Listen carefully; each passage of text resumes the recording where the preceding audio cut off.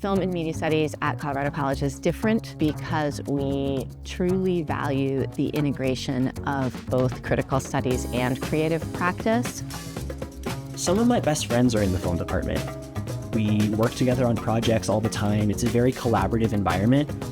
One of my favorite classes was storytelling through sound. It basically entailed us creating a story only with sound using Adobe Audition.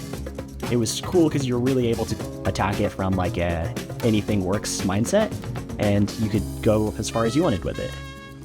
We take our seniors every year to the Sundance Film Festival for a week, and we spend the block studying Sundance in its historical, aesthetic, and industrial dimensions to get a broader understanding of the independent film landscape.